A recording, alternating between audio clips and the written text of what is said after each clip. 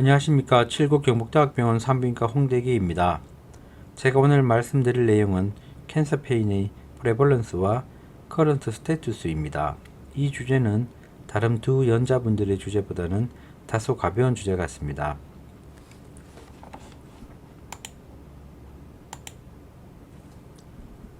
발표 순서는 캔서 페인의 프레벌런스, 클래시피케이션, 그리고 최근 관련된 논문에 대해 간략히 말씀드리겠습니다. 세계 통증 연구학회 정의에 따르면 통증이란 실제적 또는 잠재적인 조직의 손상에 관련하여 표현되는 감각적이고 정서적인 불유쾌한 경험이라고 하였습니다. 이 정의는 다소 복잡하게 들리는데 이 자체가 통증이 주관적인 요소를 지닌다는 것을 말해줍니다.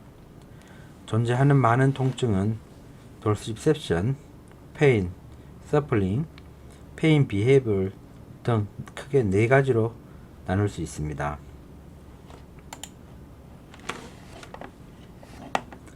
(2020년) 기준으로 1년에 1,900만 명의 암 환자들이 진단되고 매년 1,000만 명이 암으로 사망합니다.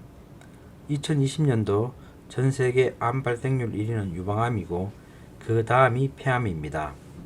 자궁경부암은 2018년도 발생률 10위에서 2020년도 9위가 되었습니다. 아시아 국가의 10만 명당 암 발생률을 보면 일본이 813명으로 전 세계 중에서 가장 높고 한국은 42번째입니다. 이는 아마 평균 수명과 상대적 의료 수준의 차이 때문인 것 같습니다.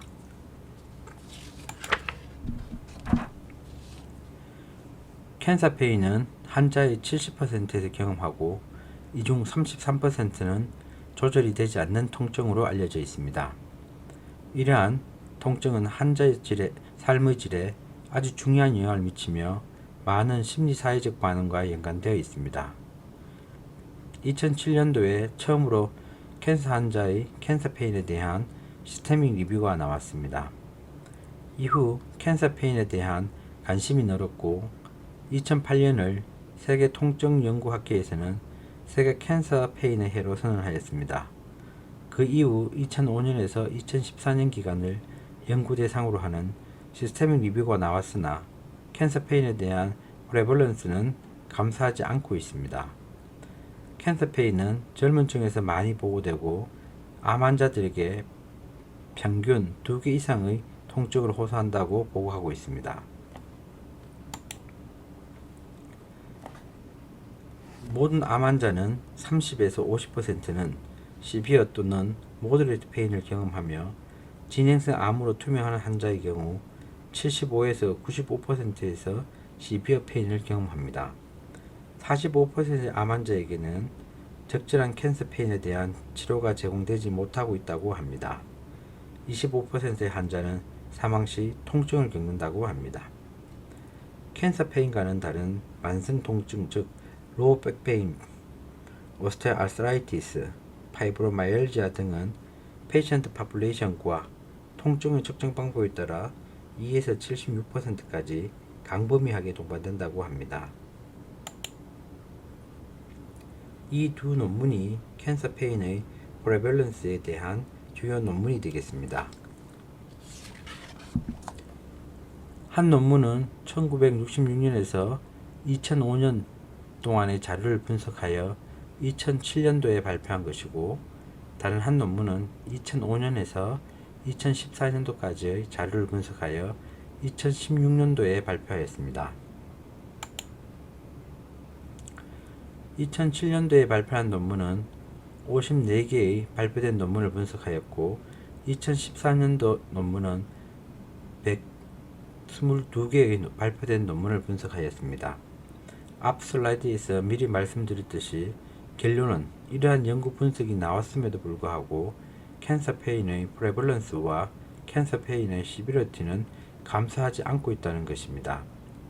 이 두 논문의 결과는 연구 시점이 다르지만 결과는 큰 차이가 없습니다. 캔서와 관련된 페인은 여러 기준에 따라 분류할 수 있습니다. 아직까지 표준화된 분류법이 없으나 대체로 다음과 같이 분류를 해보도록 하겠습니다. 발생 원인에 따라 캔서 자체, 캔서 트리트먼트와 관련된 통증, 캔서와 동반된 질환에 의한 것 등으로 나눌 수 있습니다. 병리 생리학적 분류는 크게 노시셉티브, 이것은 다시 소마틱 페인과 비서럴 페인으로 나눌 수 있고 유로패식 페인으로 나눌 수 있습니다. 또한 위치에 따라 분류가 가능하고 발생 기간에 따라 어큐트, 크로닉 페인과 돌발 통증으로 나눌 수 있습니다. 페인의 강도에 따라 마일드, 모더레이트, 시비어 페인으로 나눌 수 있습니다. 페인의 강도의 어세스먼트에 대한 내용은 다음 연자께서 설명해 주실 것입니다. 지금부터 임상에서 흔히 접하게 되는 캔서 릴레이트 페인에 대해 말씀드리겠습니다. 우선 투머 자체가 신경이나 뼈, 다른 장기를 눌러서 발생하는 통증이 있습니다.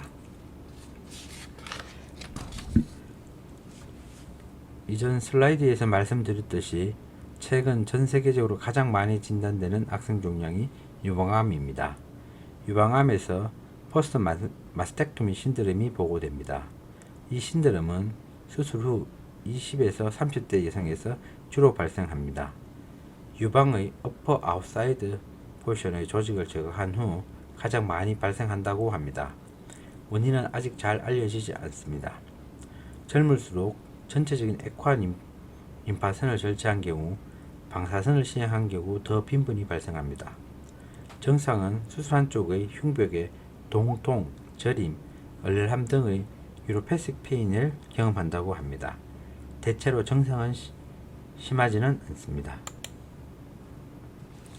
수술 후 발생하는 통증의 경우 일반적인 수술의 경우 19에서 34%에서 오피오이드를 사용하고 추가 항암 치료를 시행할 경우 15에서 21%에서 오피오이드 사용이 지속되고 있다고 보고하고 있습니다.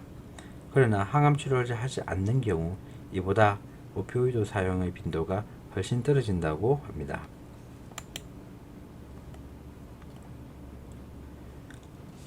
악성 종양 환자들이 수술 후나 또는 수술 없이 항암 치료를 할 때 인퓨전 릴레이트 페인 신드롬이 보고됩니다. 비너스 스페즘은 웜 컴프레션으로 치료가 가능하다고 합니다. 포타슘 클로라이드나 하이포스몰라 솔루션과 같은 약제에 의한 케미컬 플라바이티스에 의한 통증이 발생할 수 있다고 합니다. 또한 약제 이스트라바세이션에 의한 피부 상피의 탈락이나 피부 개양에 의한 통증이 발생할 수 있습니다. 항암 치료 시 유트로피니아 치료 및 예방 목적으로 사용되는 약제로 발생하는 화이트 블러드셀 그로스 팩터 릴레이트 본 페인에 대해 말씀드리겠습니다. 유발 약제는 리콤비넌트 글라뉴로사이트 코로니 스티뮬레이팅 팩터 GCSF입니다. 실제 임상에서 많이 경험하고 있는 워스알지아는 20에서 71% 정도 발생합니다. 보통 2일 안에 발생하고 2에서 4일 동안 지속되는 경향이 있습니다.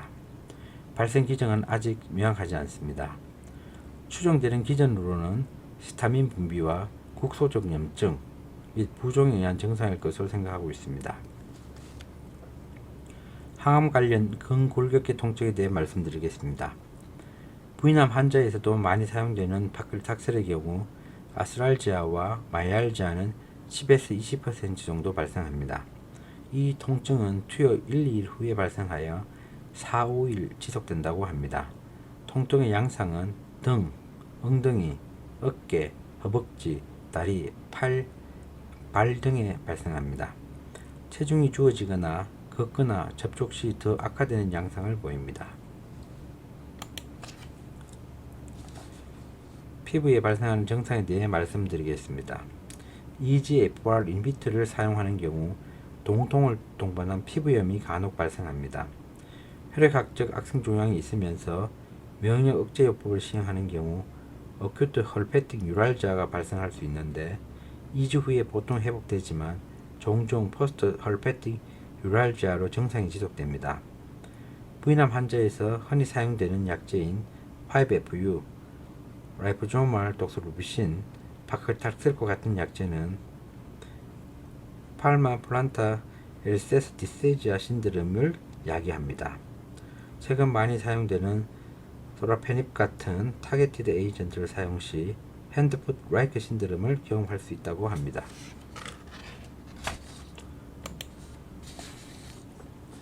방사선 조사에 따른 동통은 브라켓 세라피와 방사선 조사를 위한 자세를 잡는 동안 발생할 수 있습니다. 방사선 조사 시 단기간 페인 플레어와 같은 증상이 발생할 수도 있고, 방사선 조사에 의한 딜레이드 티슈 데미지나 네크로시스에 의한 페인이 유발될 수 있습니다. 지금까지 캔서와 관련된 통증에 대해 살펴보았습니다. 캔서 환자에게 통증을 적절히 조절하고 치료하지 않으면 환자들의 일상생활과 삶의 질에 지대한 악영향을 미칠 수 있습니다. 또한 도저히 조절이 되지 않는 경우는 안락사까지 선택하는 경우도 있습니다. 이전 슬라이드에서 캔서 페인 또는 캔서 릴레이트 페인에 대한 두 개의 주요 시스템 리뷰가 발표되었음을 말씀드렸습니다. 이제 최근에 발표된 관련 문헌에 대해 간단히 말씀드리겠습니다. 이 논문은 2019년 페인지에 발표된 것으로 커널 캔서 릴레이트 페인을 질병 분류 ICD-11에 분류하는 내용을 담고 있습니다. 기존 ICD-10에서는 크로닉 캔서 릴레이트 페인을 별도로 분류하지 않았습니다. 2019년에 분류된 크로닉 캔서 릴레이트 페인은 정의는 다음과 같습니다. 3달 이상 지속 또는 재발한 통증으로 악성 종양 및 전이로 발생하거나 악성 종양 치료 후 발생한 통증을 말합니다.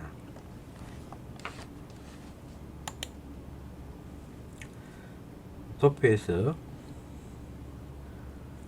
레전드에 보이는 퍼스트, 세컨드, 서드 레벨의 진단은 크로닉 캔서 릴레이트 페인으로 진단이 가능하고, 별개로 떨어져 있는 포스트 캔서 서저리 페인은 다시 포스트 서지컬 페인과 같이 다른 코드를 사용합니다.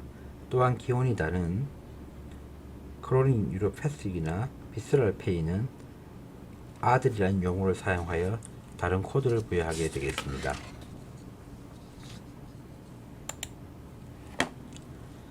(2017년) 중국에서 나온 논문에 의하면 캔서 페인 중 바스스코어는 노시셉티브 페인과 유로패식 페인 사이에 통계학적 차이를 나타낸다고 보고하였습니다. 노시셉티브 페인에서는 덜 페인이 가장 많았고, 유로패식 페인에서는 핀 또는 니들 페인이 제일 많았다고 보고하였습니다. 또한 두 통증 공간에서는 삶의 질의 차이도 존재한다고 보고하였습니다. 이 연구에서 노시셉티브 페인보다 유로패식 페인은 바스 스코어가 작다고 보고하였습니다. 두 군에서 삶의 질에 미치는 영향을 도식화하였습니다. 빨간 점선은 노시셉티브 페인이고, 파란 점선은 유로패식 페인으로 삶의 질에 미치는 영향이 상대적으로 적습니다. 이러한 이유로 유로패식 페인은 상대적으로 저평가되고 충분한 아나제식스 치료가 주어지지 않는다고 보고하였습니다. 2017년도에 나온 이 논문은 최근 40년간 캔서 페인에 대한 관심과 새로운 약제 등장이 있었지만 캔서 페인의 프레밸런스는 줄어들지 않았다는 것에 대한 원인을 찾고자 하였습니다. 그 원인으로는 캔서 환자의 신장질환 및 약제 대사에 영향을 미치는 동반질환으로 인한 적절한 아날제식스의 사용이 불가능했다는 점, 부적절한 통증치료 등을 언급하고 있습니다. 강의를 마무리하면 현재 캔서 페인의 프레밸런스는 감소하지 않고 있으며, 아직까지 캔서 페인에 대한 충분하고 적절한 치료가 캔서 환자들에게 주어지지 않고 있다고 여겨집니다. 감사합니다.